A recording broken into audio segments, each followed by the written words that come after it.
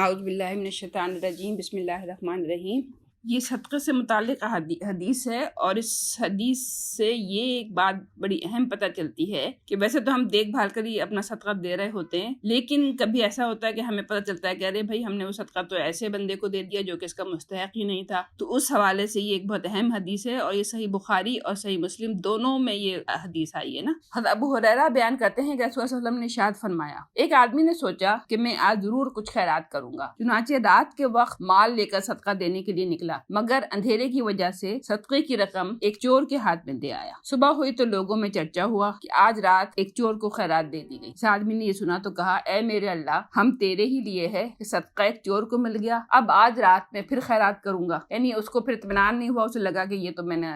کسی غلط بندے کو صدقہ دے دیا، تو اب میں پھر خیرات کروں گا۔ چنانچہ اگلی رات وہ پھر صدقہ دینے کے لیے نکلا، مگر اب کے ایک بدکار عورت کے ہاتھ پر رکھایا۔ صبح ہوئی تو لوگوں میں پھر چرچا ہوا کہ آج رات ایک بدکار عورت کو خیرات دے دی گئی۔ اس آدمی نے یہ سنا تو کہا، اے میرے اللہ، تیرے ہی لیے ہے، ہم تیرے ہی لیے ہے کہ صدقہ ایک بدکار عورت کو مل گیا، اب آج رات میں پھر خیرات کروں گا۔ چنانچہ تیسری رات وہ پھر صدقہ لے کر نکلا، مگر اب کے وہ صدقہ وہ ایک دولت مند شخص کو دے آیا۔ صبح ہوئی تو لوگوں میں پھر چرچا ہوا کہ آج رات ایک دولت مند شخص کو خیرات دے دی گئی۔ اس آدمی نے یہ سنا تو کہا، اے میرے اللہ، ساری ہم تیرے ہی لیے ہے کہ صدقہ کبھی ایک چور کو، کبھی ایک بدکار عورت کو، اور کبھی ایک دولت مند کو مل گیا۔ رات میں اسے خواب میں بتایا گیا کہ جو تو نے صدقات دیے تھے وہ سب قبول ہو گئے، کیونکہ ممکن ہے کہ جو صدقہ تو نے چور کو دے دیا وہ اسے چوری سے باز رکھے، جو تو نے بدکار عورت کو دے دیا وہ اسے بدکاری سے باز رکھے، اور جو تو نے دولت مند کو دے دیا اس سے وہ عبرت پکڑے، اور جو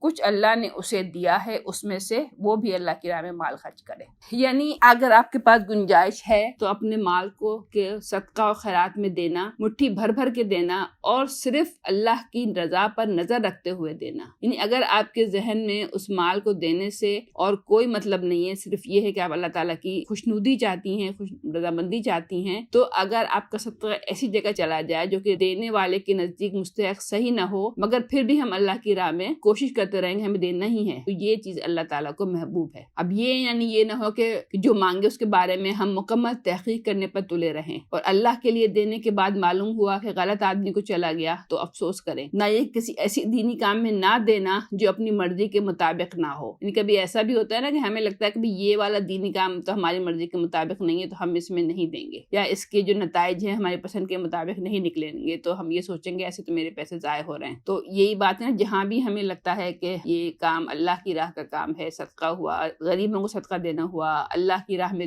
دینا ہوا، مسجد کے لیے دینا ہوا، کہیں پہ پانی کے لیے دینا ہوا، تو تمام جگہوں پہ ہم اپنے کسی یتیم کو دینا ہوا، تو تمام جگہوں پر ہمارے پاس جتنی گنجائش ہو سکے تو ہم اللہ کی راہ میں خرچ کرنے والے ہوں۔ صدق اللہ العظیم۔